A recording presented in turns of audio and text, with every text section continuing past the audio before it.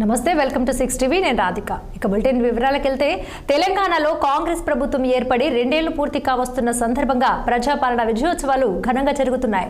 ఉత్సవాల్లో భాగంగా సీఎం రేవంత్ రెడ్డి జిల్లాల పర్యటన చేస్తున్నారు. ఇవాళ వరంగల్ జిల్లా నర్సంపేట నియోజకవర్గంలో పర్యటించనున్నారు.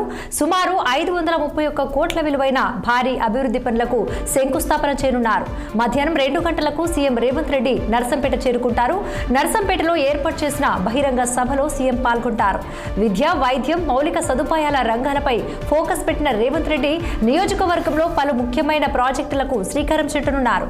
ప్రధానంగా 130 కోట్లతో మెడికల్ కాలేజీ భవనం, 25 కోట్లతో నర్సింగ్ కాలేజీ భవన నిర్మాణాలకు శంకుస్థాపన చేస్తారు సీఎం రేవంత్ రెడ్డి.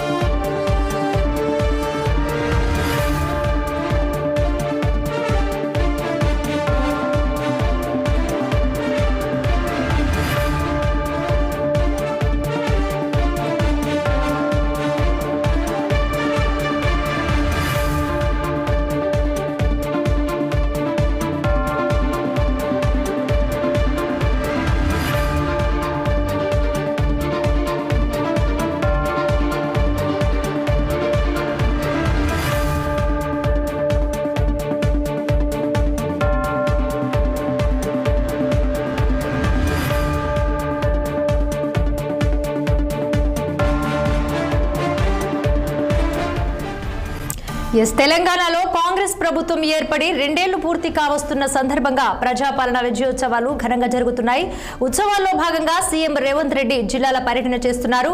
ఇక ఇవాళ వరంగల్ జిల్లా నర్సంపేట నియోజకవర్గంలో సీఎం పర్యటించనున్నారు. సుమారు 531 కోట్ల విలువైన భారీ అభివృద్ధి పనులకు ఆయన శంకుస్థాపన చేయనున్నారు.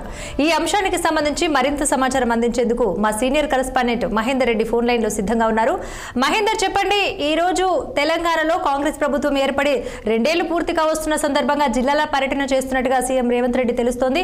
అసలు ప్రధానంగా చూసుకున్నట్లయితే ఎలాంటి జరగబోతుంది?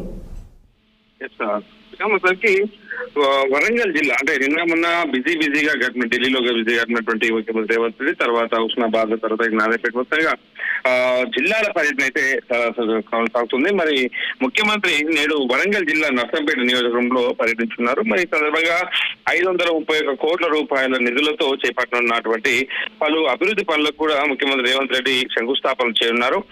అనంతరం మధ్యాహ్నం 2 గంటలకు హెలికాప్టర్లో నర్సంపేటకు రానున్నారు. అలాగే 200 కోట్లతో నిర్మించినటువంటి ఇంటిగ్రేటెడ్ స్కూల్ భవనానికి భూమి పూజ కూడా నిర్వహిస్తారు. అలాగే 130 కోట్లతో నిర్మించే మెడికల్ కాలేజ్ భవనాలకు కూడా శంకుస్థాపన చేస్తారు. 20 కోట్లతో నిర్మించే నర్సింగ్ కాలేజ్ భవనాలకు కూడా శంకుస్థాపనలు అయితే చేయనున్నారు.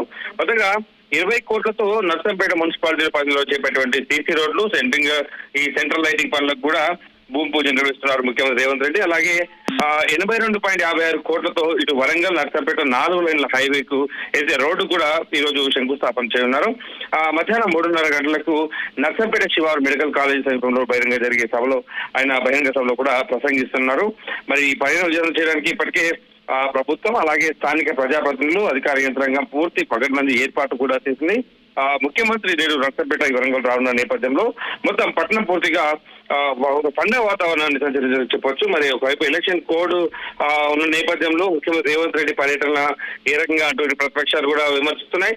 మరో రకంగా ఇవేమీ లెక్క చేయకుండా ఇటు ముఖ్యమంత్రి రేవంత్ రెడ్డి మాత్రం జిల్లాల పర్యటన విజయవంతంగా కొనసాగుతున్న పరిస్థితి కనిపిస్తుంది. మరి ఈ ముఖ్యమంత్రి రేవంత్ రెడ్డి పర్యటన నేపథ్యంగా భారీగా పోలీస్ బందోబస్తు కూడా ఏర్పాటు చేయడం అయింది. ఎక్కడైతే బహిరంగ సభ నిర్వహిస్తున్నారో ఆ ప్రాంగణంలో ఈ మొత్తం రాజధాని వెంబడి సీసీ కెమెరాలు కూడా ఏర్పాటు చేయడం జరిగింది. ఈ ట్రాఫిక్ అంటే ఎటువైపు అంతరాయం కలగకుండా కూడా ఈ ప్రత్యేక మార్గాలు కూడా ఏర్పాటు చేయడంతో పాటు వాహనం రాకపోకలు కూడా పూర్తిగా క్రమబద్ధీకరిస్తున్న పరిస్థితి కనిపిస్తుంది. సో మొత్తానికి ముఖ్యమంత్రి రేవంత్ రెడ్డి నర్సంపేట ఈ టూర్ సక్సెస్ కావాలని, ఇలాంటి అవాంఛనీయ సంఘటనలు జరగకుండా కూడా పూర్తిగా పోలీస్ శాఖ అప్రమత్తంగా కూడా వ్యవహరిస్తుంది. మహేందర్, చూసుకున్నట్లయితే ప్రజాపాలనకు సంబంధించి సక్సెస్ఫుల్ అయినట్టుగా విజయోత్సవాలు చేసుకున్నటువంటి సందర్భంలో ఎంతవరకు ప్రజాపాలన క్షేత్రస్థాయిలో ప్రజలకు అందినట్టుగా అనిపిస్తోంది? ప్రజల యొక్క స్పందన ఎలా ఉంది? ఇప్పటి వరకు ఈ 2 సంవత్సరాల గడువు ముగిస్తుంది. ముఖ్యమంత్రిగా ఆయన బాధ్యతలు చేపట్టి 10 ఏళ్ల పాటు బీఆర్ఎస్ పార్టీ ఇక్కడ అధికారంలో ఉన్నారు. మరి ఈ 2 ఏళ్లలో ఎలాంటి మార్పులు ప్రజలు చూశారు, ఎలాంటి మార్పులు వాళ్ళు ఎక్స్పెక్ట్ చేశారు? మార్పు కోసమే కాంగ్రెస్ అనేటటువంటి పిలుపుతో ఇటు కాంగ్రెస్ ప్రభుత్వం అయితే అధికారంలోకి వచ్చింది. మరి 6 గ్యారెంటీల పేరుతో వాళ్ళు ముందుకెళ్లడం జరిగింది. తర్వాత అనేక హామీలు అన్నారు. ఇప్పటికే దాంట్లో కొన్ని అమలవుతున్న నేపథ్యం, ప్రధానంగా దాంట్లో మహిళలు ఉచిత బస్సు ఏదైతే ఉపయోగించుకున్నారో అదొకటి. సో ఈ రకంగా ప్రజలు కొంత మేర అంటే రూరల్ ఏరియాలో మాత్రం ఖచ్చితంగా ఈ ఫ్రీ బస్సు కావచ్చు, ఈ వీటన్నిటిలో ఈ రేషన్ తీసుకోవడం కావచ్చు, ఈ బతుకమ్మ చీరలు కావచ్చు, కొత్త రేషన్ కార్డులు కావచ్చు. సో ఈ రకంగా కొంత మేర సంతృప్తిగా ఉన్నట్టుగానే తెలుస్తుంది. ఆ రకంగా కొన్ని సర్వేలు కూడా అంటే ఎప్పటికప్పుడు ఈ 2 ఏళ్ల పాలనలో మేము ఏం చేశాం, ప్రజలు మమ్మల్ని ఏ రకంగా అంటే రిసీవ్ చేసుకుంటున్నారనే దానిపైన కూడా ముఖ్యమంత్రి అండ్ టీం కూడా ప్రత్యేక కొన్ని సర్వేలు కూడా చేసుకున్నారు. అంటే పాజిటివ్ వైపు తోనే ఉన్నట్టుగా కూడా కొనసాగుతుంది. మరి ఇంకా ఎక్కడెక్కడైతే అంటే ఈ జిల్లాల పర్యటన కొంత మేర చర్చించుకున్నట్లయితే ఎక్కడెక్కడైతే ప్రజలు కొంత అసంతృప్తితో ఉన్నారో అక్కడనే ప్రధానంగా ముఖ్యమంత్రి పర్యటిస్తున్నారు అనేటువంటి వార్తలు కూడా వినిపించాయి. మరి అది అందులో ఎంతవరకు నిజంతో తెలియదు కానీ ఖచ్చితంగా ప్రతి ఒక్క ఇంటికి తాము ఇచ్చినటువంటి హామీలు చేరుతున్నాయనే ఆశా భావంతో అయితే ముందుకెళ్తున్నాం. ఖచ్చితంగా మమ్మల్ని ఆశీర్వదిస్తున్నారు. అందుకు తగ్గట్టుగానే జరిగినటువంటి అంటే హైదరాబాద్ లో జరిగినటువంటి 2 ఉప ఎన్నికలే మాకు దానికి ఒక ప్రత్యేక నిదర్శనం అన్నట్టుగా కూడా ఇటు ముఖ్యమంత్రి రేవంత్ రెడ్డి భావిస్తున్నట్టు పరిస్థితి. సో ఆ రకంగా అంటే తన నైపుణ్యంతో అంటే కాంగ్రెస్ పార్టీ అంటే కనీసం పూర్తిగా కనుమరుగిపోయినటువంటి కాంగ్రెస్ పార్టీని అధికారంలో తీసుకొచ్చాడు. పిసిసిగా బాధ్యత అధికారంలో తీసుకొచ్చాడు. అనంతరం ముఖ్యమంత్రిగా 2 ఏళ్ల పాటు పాలన కొనసాగించారు. ఈ 2 ఏళ్ల పాలన చాలా విజయవంతంగా పూర్తయింది. భవిష్యత్ ప్రణాళికలు కూడా ఈ వేదికగా అంటే ఇప్పుడు తెలంగాణ రైజింగ్ 347 అంటున్నారు. దాని వేదికగా ఇంకా అమలు చేసేటువంటివి చేస్తాము అని ప్రజలకు చెప్పే విధంగా ఇటు జాతీయ అంతర్జాతీయ నేతలను అలాగే పలు రంగాల ప్రముఖులను కూడా ఆహ్వానించి తెలంగాణ రైజింగ్ అయితే చేస్తున్నారు. ఆ రకంగా ఇటు తాను చేసినటువంటి విషయాలు అంటే ఇటు ప్రసంగించడానికి 8-9 తేదీలో తెలంగాణ రైజింగ్ పేరిట ఏదైతే ఇటు సభా సమావేశం నిర్వహించారో అక్కడ, అలాగే దానికన్నా ముందు ప్రజలకు దగ్గర అవ్వాలని ఇటు జిల్లాల పర్యటన. మొత్తంగా ముఖ్యమంత్రి రేవంత్ రెడ్డి మాత్రం అనుపయోగకుండా నిరంతర ప్రజలు తిరుగుతున్నారని మాత్రం చెప్పొచ్చు. మహేందర్, ఇప్పుడు చూసుకున్నట్లయితే జిల్లాల పర్యటనకు సందర్భంగా ఇతర పార్టీల నాయకుల స్పందన ఎలా ఉంది?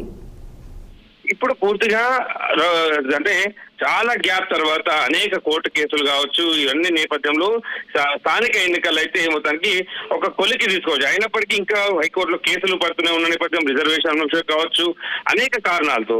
సో ఇలాంటి నేపథ్యంలో ఒక ఈ కోర్టు కేసులు కావచ్చు ఇవన్నీ లెక్క చేయకుండా ఎలక్షన్ లోకి అయితే ముందుకెళ్తున్నాడు. మరి అలాంటి ఎలక్షన్ నిర్వహిస్తున్న సమయంలో అలాంటి ఎలక్షన్ కోడ్ ఉన్న నేపథ్యంలో మరి ఇలా జెండాలు స్వాగతం పలికే భారీ ఈ ఇవన్నీ కూడా అంటే హోర్డింగ్లు ఇవన్నీ పెట్టి ఎలక్షన్ కోడ్ ఉల్లంఘిస్తున్నాడు. ఒక ముఖ్యమంత్రి స్థాయి వ్యక్తి గ్రామ పంచాయతీ సర్పంచ్ అభ్యర్థులకు ప్రచారం చేయడం ఏంటి అనేటట్టుగా ప్రధాన ప్రతిపక్ష పార్టీ ఉన్నటువంటి బీఆర్ఎస్ మాత్రం విమర్శిస్తుంది.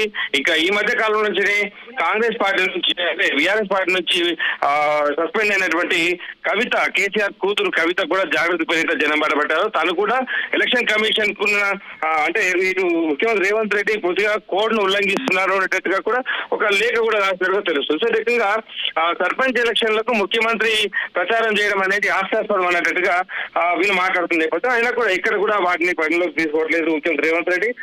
తాను అనుకున్నట్టుగానే తన షెడ్యూల్ మాత్రం కొనసాగిస్తున్నాడు. Okay right, thanks for the updates Mahender.